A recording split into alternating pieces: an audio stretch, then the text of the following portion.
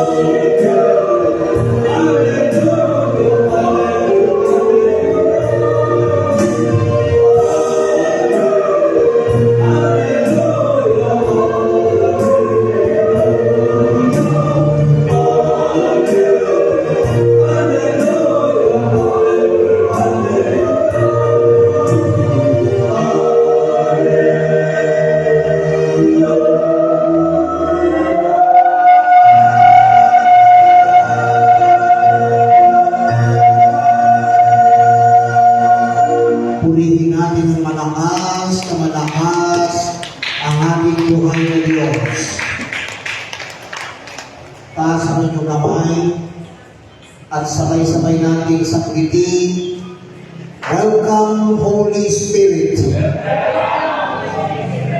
You are welcome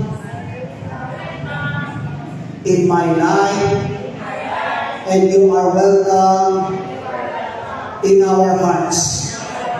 Purihin natin si Yahweh ang siya ng malakas.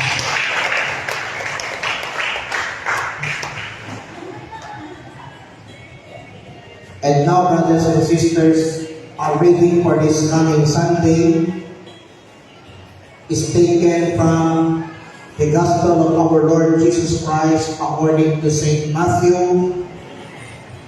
Matthew chapter 3, verses 13 to 17. Ebanghelyo ayon kay San Mateo, Kabanatang 3, simula talatang 13 hanggang 17. Matthew chapter 3, verses 13 to 17.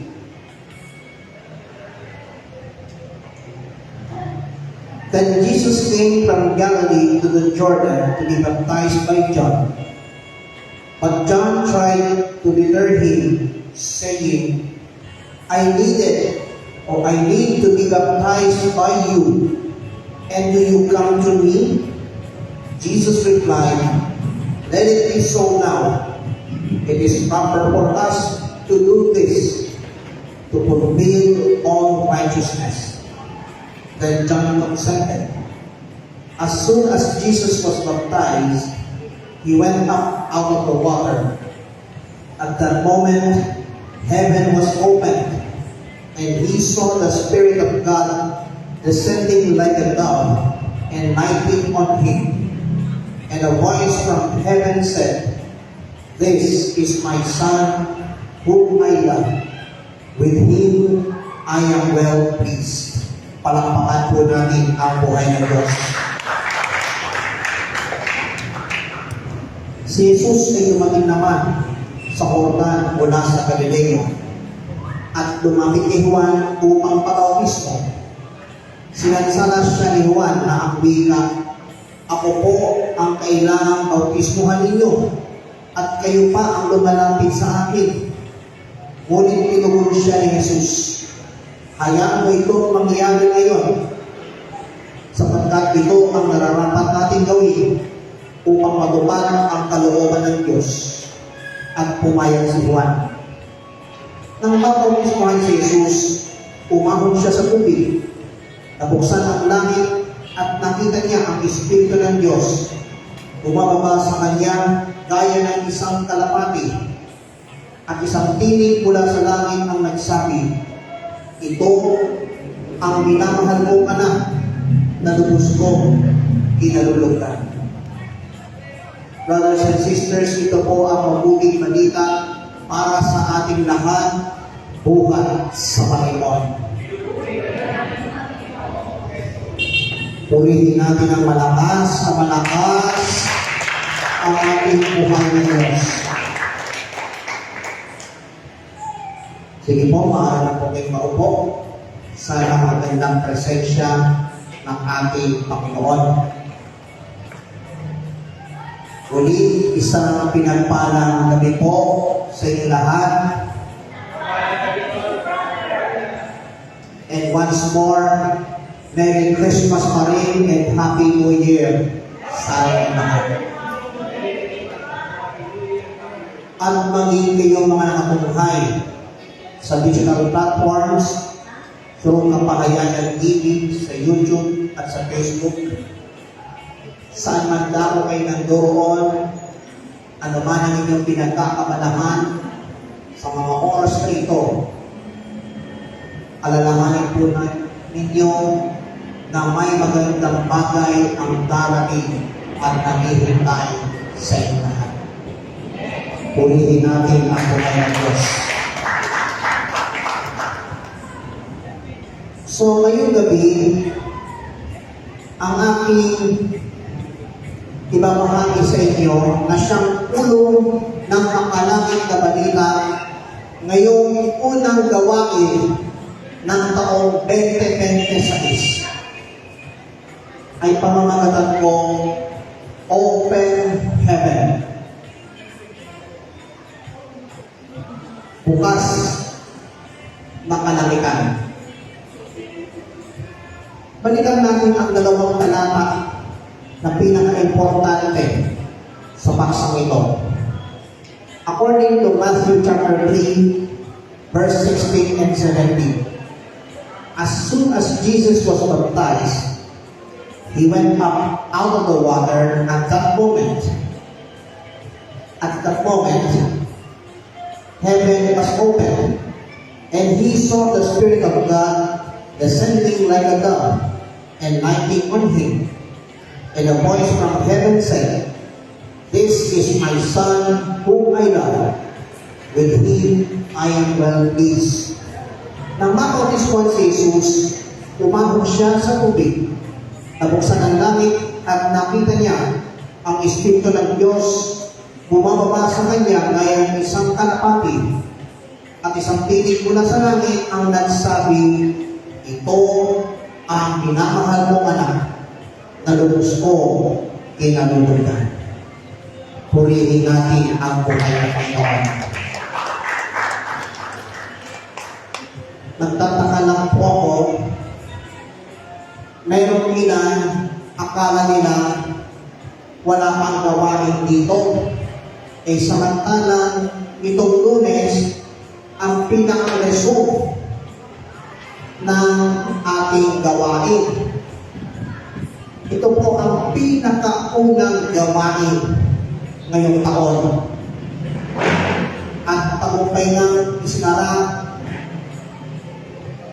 ang tinatawag na Ordinary Jubilee Year of Hope. Kagaya ng Martes, pinamunahan ni Pope Leo XIV ang closing ceremony ng Jubilee Door. At ito'y magtatagal hanggang sapit ng 2033. Anong meron sa 2033, Brother Ryan? Another Jubilee year ang inihanda ng ating simbahan. Anong klaseng Jubilee yun?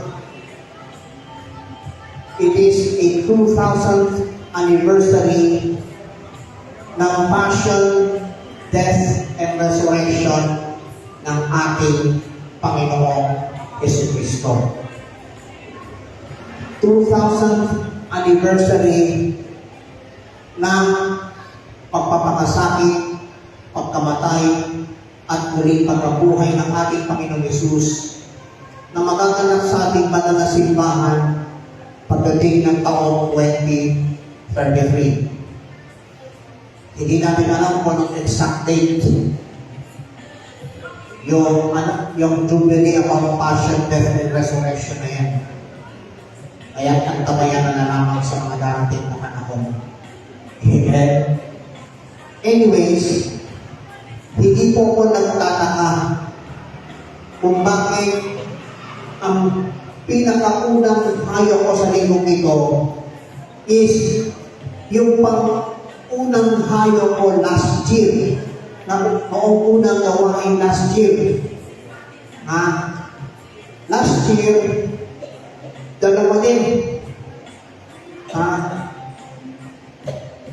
Sa Palay, last year ng Wednesday, sa Palayan. And last year ng Webes, unang araw ng gawain, last year, ay dito. Ang tanong ay bakit? Sapagkat mas higit na pinapapala kahit ilan lang din ang dumarating at gumadalo sa gawain ng El Shaddai dito sa Pinana. Amen. Tingnan natin ang talata ng Ebanghelyo ito, kung saan umahon si Jesus sa tubig at nabuksan ang langit.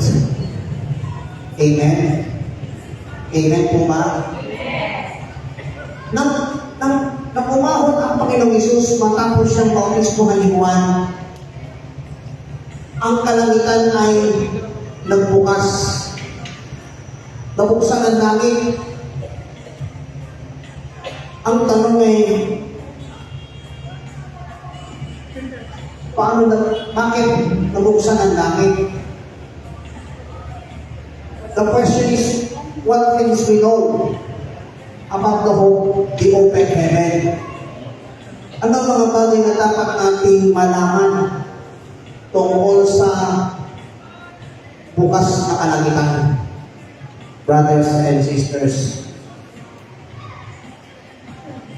I'd like to share with you 3 things to know about open heaven. First thing, know that open heaven where Christ was baptized. Nabuksan ang langit kung saan binautismuhan si Kristo Jesus. Makikita natin sa Matthew chapter 3 verse 16. Ito po ang sinabi. As soon as Jesus was baptized, He went up out of the water. At that moment, heaven was opened, and saw the Spirit of God descending like a dove and lighting on Him. Nang mabautismuhan si Jesus, umabot siya sa tubig.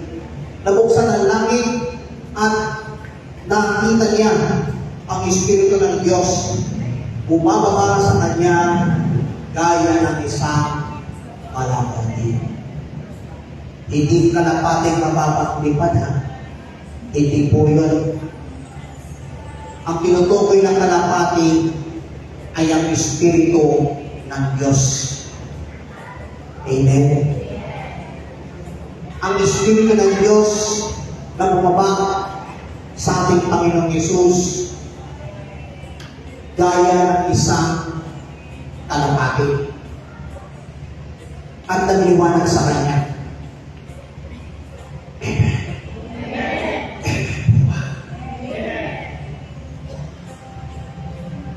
And according to Mark chapter 1 verse 5, the whole Judean countryside and all the people of Jerusalem went out to Him, confessing their sins. They were baptized by Him in the Jordan River.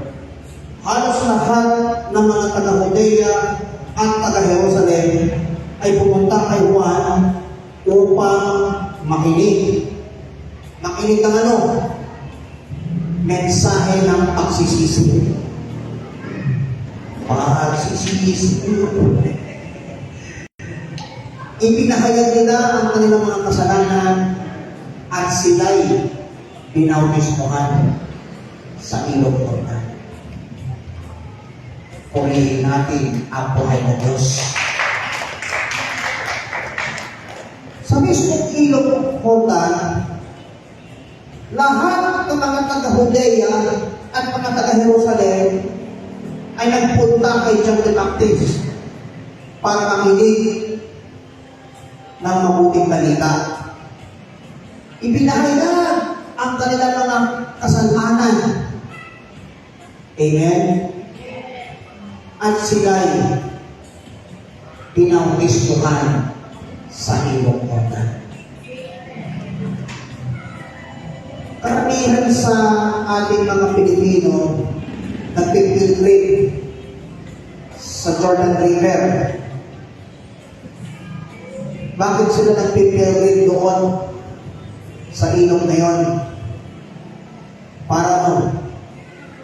Para sa liwangin ang pagbabautismo ng Panginoong Hesus doon. Amen. Hindi lamang mga Catholic people ang nagpipilgrim doon. Even pati mga iba-ibang denomination naglalakbay rin nagpupuni din. Paano? Para alalahanin kung paano lumapit ang Panginoong Yesus kay Juan sa ilong Jordan para magpapawis. Amen. Purihin natin ang buhay ng Diyos.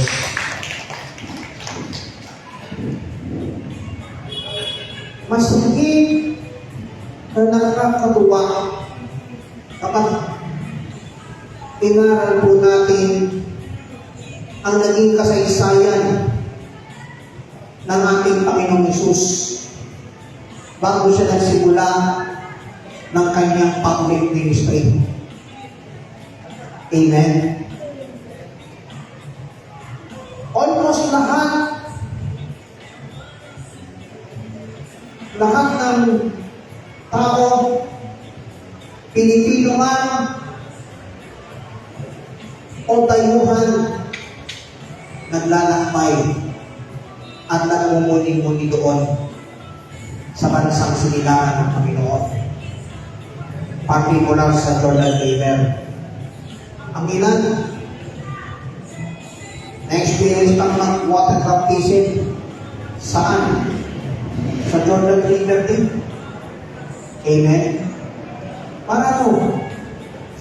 Para magdilay at manampalataya sa ating buhay, banal at makapangyarihang Diyos.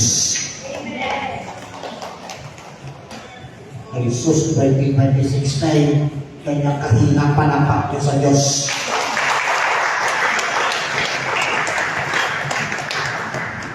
So that's the first thing that we must know. Open heaven where Christ was baptized.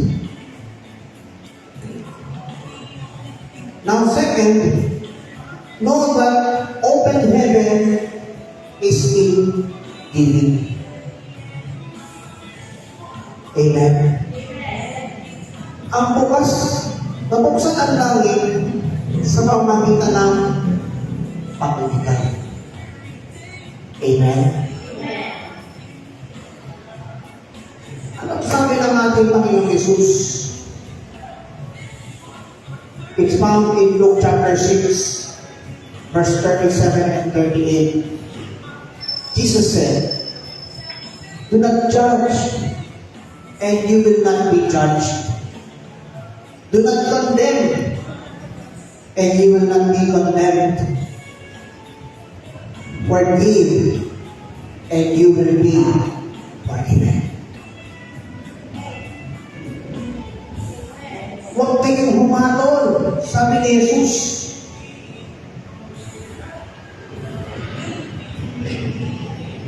At hindi kayo hahatulan ng Diyos. Huwag kayo magparusa. At hindi kayo parusahan ng Diyos. Magpatawad kayo sa inyong kapwa at patatawarin kayo ng Diyos. Amen.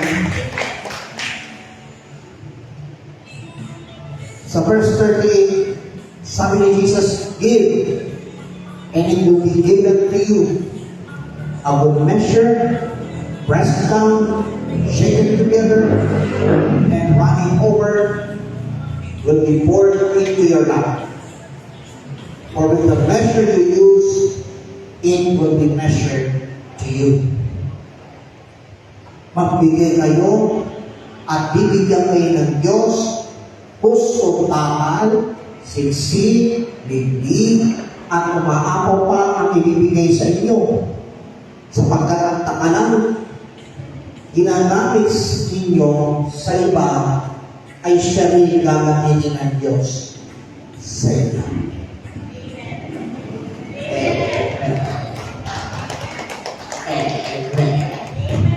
Purihin natin si Yahweh ng Siyempre.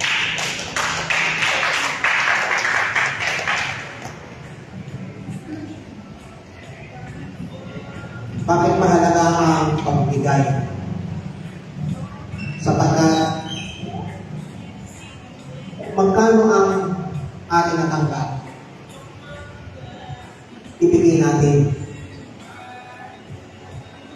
lalo na din sa gawain. Amen. Kaya mapalad tayo.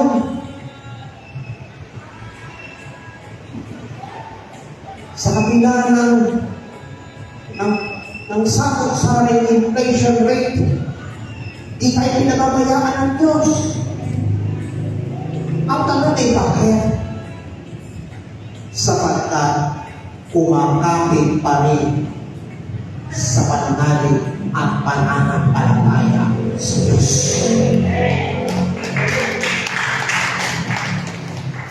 Amen. Lalo na ngayon buwan, meron naman ng money. Pagkaya ngayong Sabado, anong meron? Sponsor ang tapat pa sa Amber City sa Saturday Family Appointment with El Shaddai. And then kinabukasan, araw ng linggo, anong meron? DFCC Hour hosting ng tapat pa kung saan ang mga kasamang host sa radio ay manggagaling sa B2A or Vicarary of Santo Niño Ackerman. Amen? Kaya kung meron kayong mga transistor radio sa inyong mga tahanan, I encourage you, mag-tune in naman kayo sa radio this Sunday. Amen? Alas 7 pa lang ng umaga, marinig yung ang inyong lingkod nagtatime check sa radio. Amen? Ba't ko nabanggit yun, Brad? Ba't ko po nabanggit, mga kapatid? Ay nasanay po sa mga pag-radio na yan. Yung mga broadcast eh. Pagkaya na narinig mo sa radio, ang DWXY, kasama sa KTV, kasama ang broadcaster Philippines. Amen? Sa simple pagta-time check ng inyong lingkod, ako, brothers and sisters, mas higit na magpapalain ni Yahweh El Shaddai. Hindi lang sila nalayan ng Taguig City, Philippines. Pati mga kasamahan ko, nakapag-operate siya ng tapat pa, marinig din ang mga boses. Bukod sa ating monitoring head. Amen. Pati mga manggagawa from other vicarary, marinig ang kanilang mga totoo tungkol sa magiging paksa sa araw ng linggo. Amen. Purihin natin si Yahweh.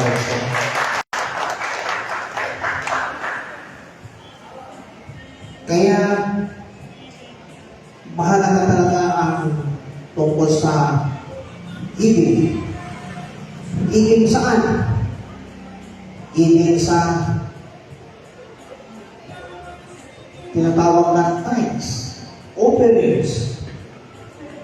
Siyempre, mahalaga po yan. Amen. Kaya, patuloy tayo manalig at manampalataya sa ating buhay ng Diyos. Ano mang hamon ang kakaharapin,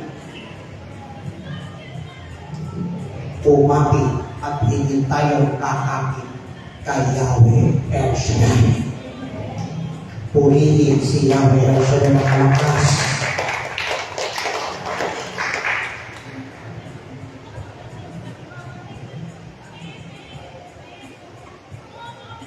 Ako po'y natutuwang nagse-celebrate kami ng pinakaunang Christmas Day at New Year's Day na hindi namin kapiling si Brother Rex America in the Philippines.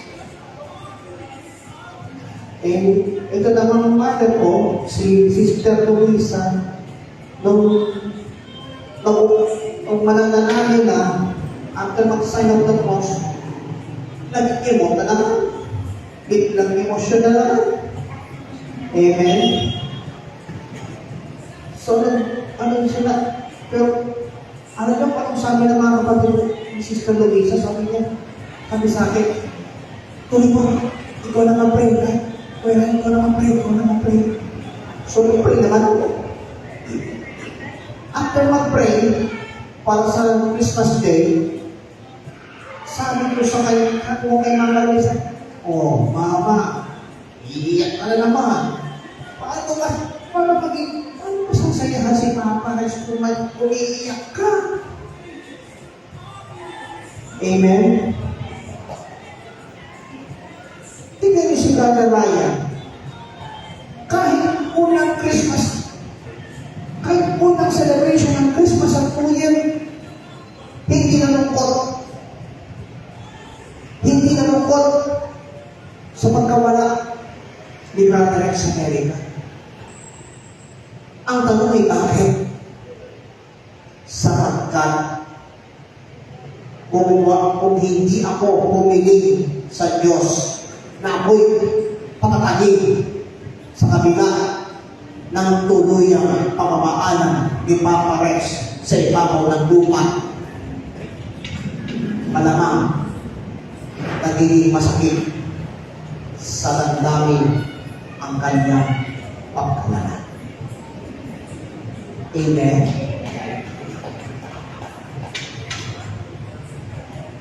Malamang may nagsabi, Brother Ryan, first time mo lang mag-celebrate ng Christmas nang wala ang papa mo, hindi ka ba nalungkot? Bakit ako malulungkot? Pinapakaya ko na kailan. Nandiyan na sa pilot Amen? Tingnan nyo. Bakit nung New Year's Eve at nung sasalubungin ang unang araw ng 2026, nakuha pang mag-TikTok na. Bakit ko TikTok live ang 2 years Eve? O yung pag-welcome ng 2026? Bakit? Para masigit na pagpalagin yung mga nanonood lang ay manood lang ng aking live sa TikTok. Ipinapadalangin ko sila naman ay hipugin ni Yahweh El Shaddai. Amen.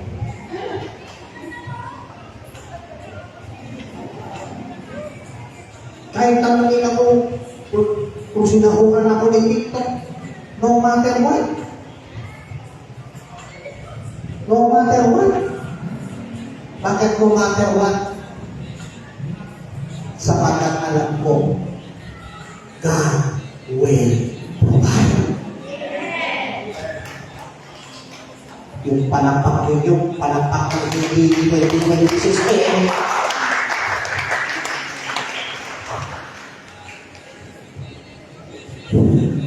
kanina, pagdating ko rito, abay, napakasarap na tumigil ng kapeng barako.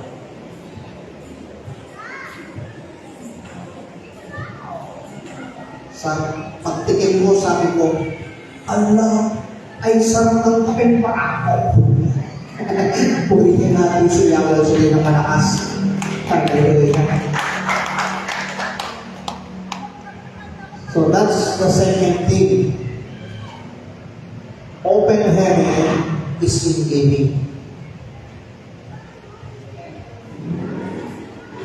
The third one, know that open heaven is in prayer. Nabuksan ang langit sa pamamagitan ng pananalangin. Where am I found it? It's found in Luke chapter 3, verse 21 and 22. When all the people were being baptized, Jesus was baptized too. And as he was praying, heaven was opened, and the Holy Spirit descended on him in bodily form like a dove. And a voice came from heaven, "You are my Son whom I love. With you I am well pleased." Namawis mo ka na noon ng lahat ng tao. Kaya din si Jesus, nang siya'y nananalangin, nabuksan ang langit, at bumasa na niya ang Espiritu Santo sa kanyang kalapati. At isang piling mula sa langit ang nagsabi, "Ikaw ang minamahal kong anak, lubos kita kinalulugdan." Praise Jesus.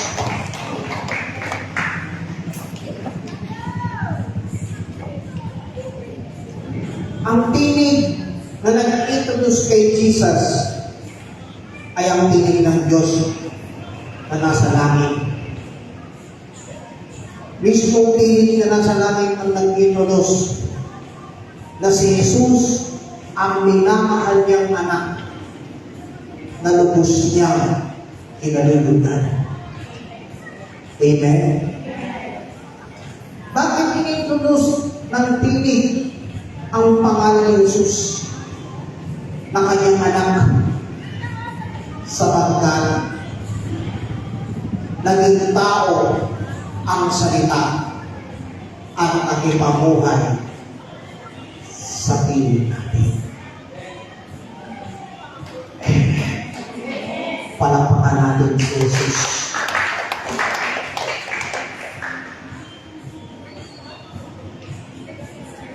And I'm very happy for this 2026. I'm very happy that kung hindi dahil sa presensya ng Diyos, malamang walang Brother Ryan na tumatayo at nag-aayak ng salita ng Diyos. Amen?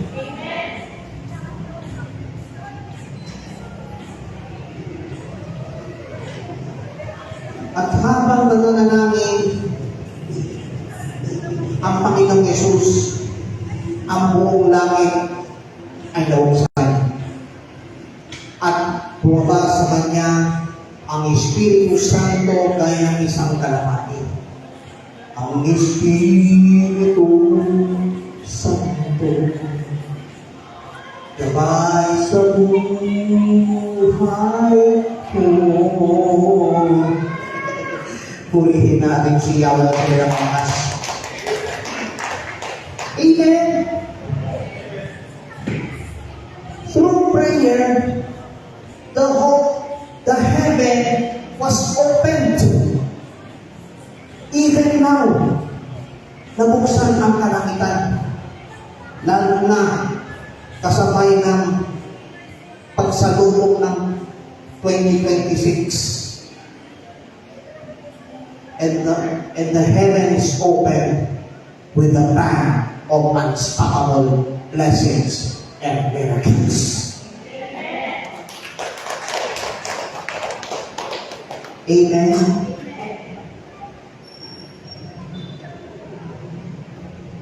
No matter what,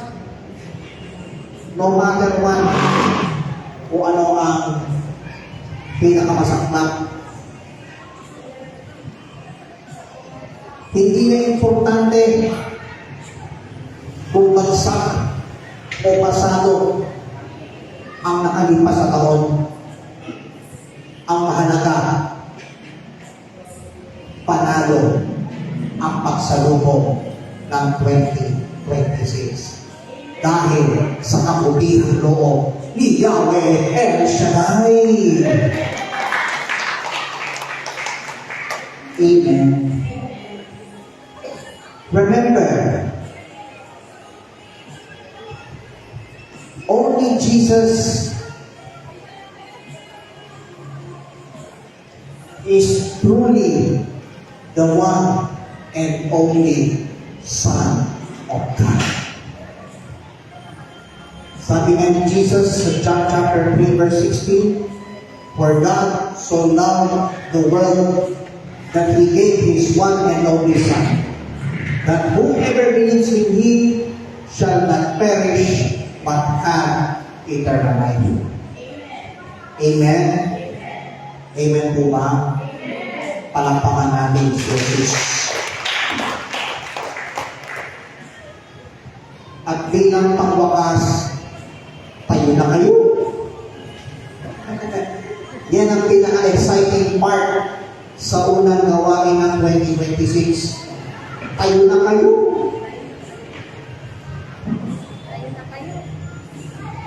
The door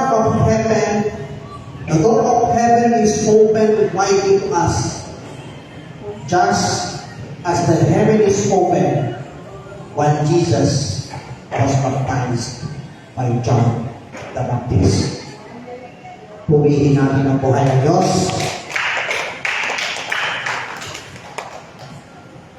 Kaya sa gabi ito,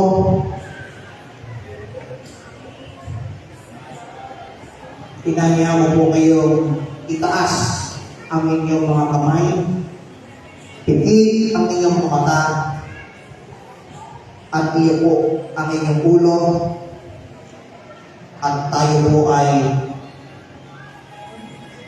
manalangin sa ating buhay, banal, at makapangyarihang Diyos.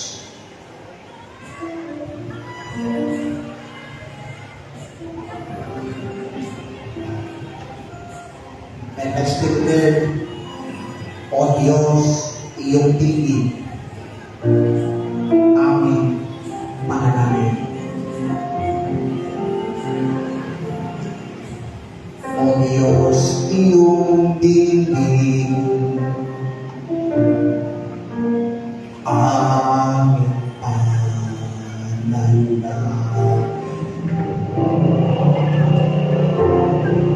Ang puso mong ito, laging daan sa iyo. Bigyan mo ng banal na tao, sumunod sa nais mo, naisin nawa ang aming puso ay kalooban ko sa buhay ko.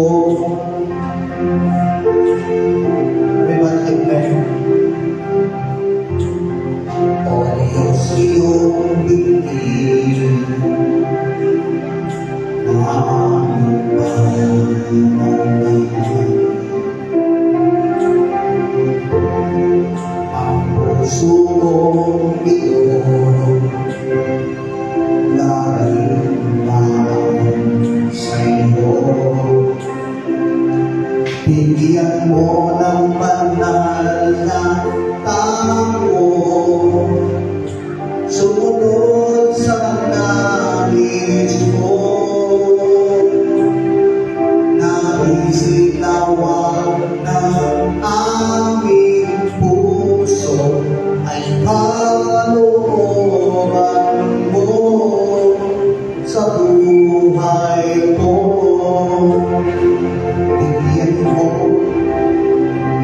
Bigyan mo ng banal na tao, sumunod sa nais mo,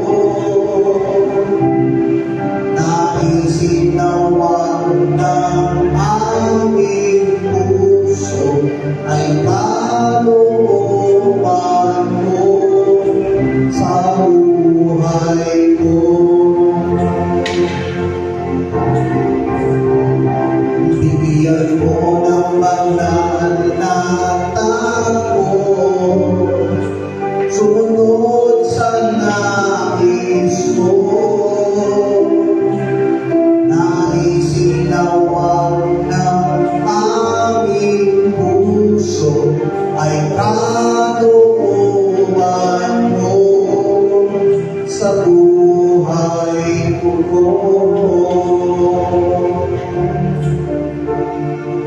Naisinawang ng aming puso ay kalooban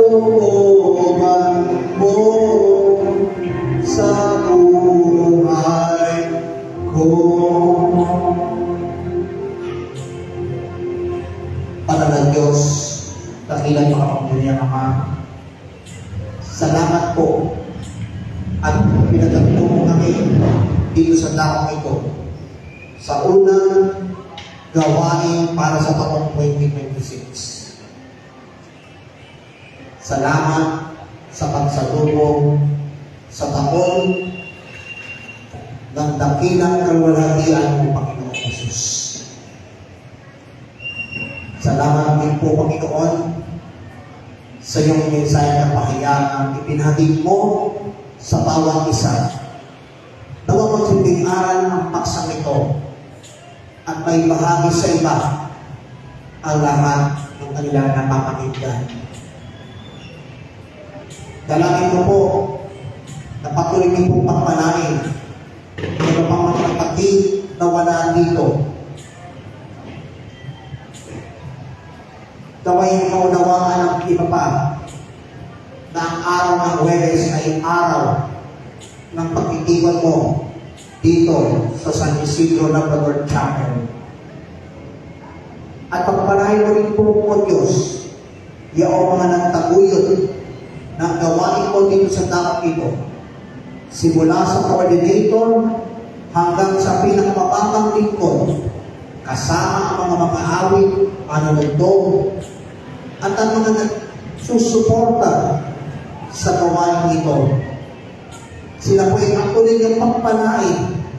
Sundan mo po ng iyong mga tanda, himala, kababalaghan, kapangyarihan at walang tigil na biyaya at pagpapalang pipina sa pangalan ng iyong anak na si Jesus. And Father God, we also pray for the eternal repose of Brother Nestor de los Reyes, who have gone here on earth yesterday.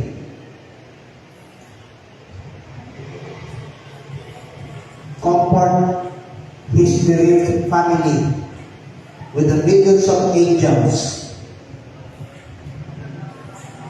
and their mourn will fade out.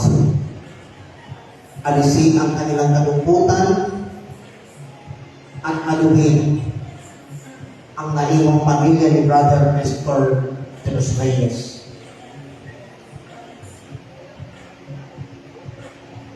Eternal rest grant to him, O Lord, and that perpetual light shine on his soul. May the soul of Brother Nestor and the souls of the faithful departed to the mercy of God rest in peace. This we ask, we pray, in the name of our Yehoshua of Zolofi HaMashiach, our Lord and Savior Jesus Christ. Everybody say amen. Everybody say amen. Taas ang inyong mga daladalahan, kasama ang inyong mga prayer requests, at ilang pang nais pagpalain ng buhay, banal at makapangyarihang Diyos. Sa ngalan ng Ama, ng Anak at ng Espiritu Santo. Amen. Diyos na makapangyarihan, narito po't paspasan ang mga hawak ng aming mga kapatid, ang kanilang mga handbags, wallets, Biblia, tubig, langis, asin, panyo, at iba pang mga bagay na kanilang itinataas. Gamitin mo bilang mga saka upang ang sino mang makahipon nito ay sundan ng iyong mga tanda, himala, kapabalaghan, kapangyarihan at walang pigil na biyaya kapapala.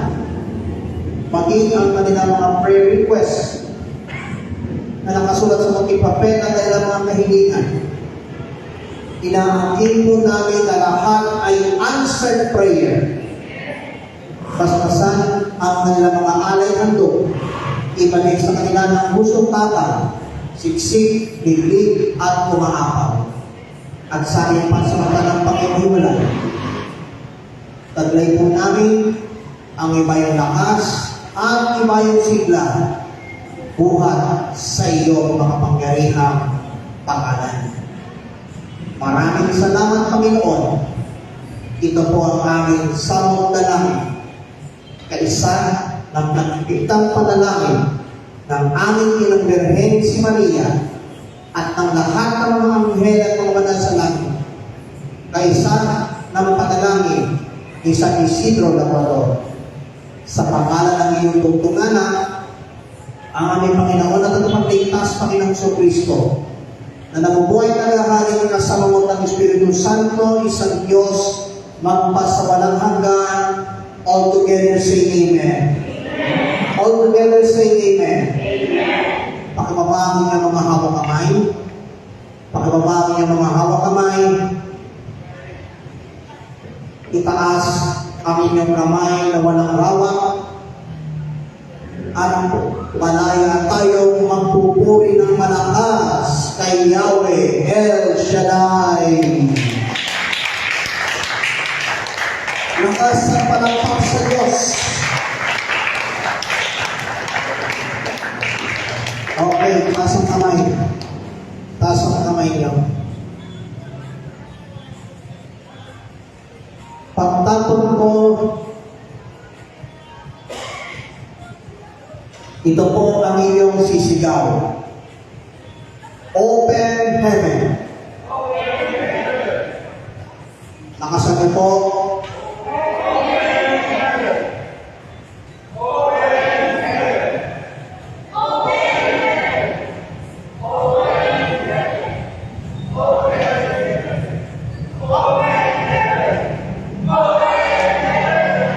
And may the Lord God bless us all, now and always forever, in the name of the Father, and of the Son, and of the Holy Spirit. Amen and amen. God bless you, everybody.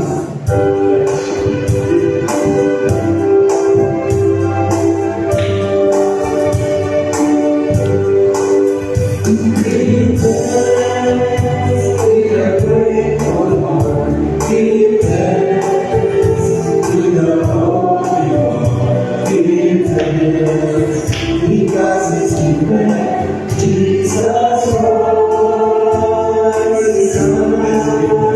give thanks with a great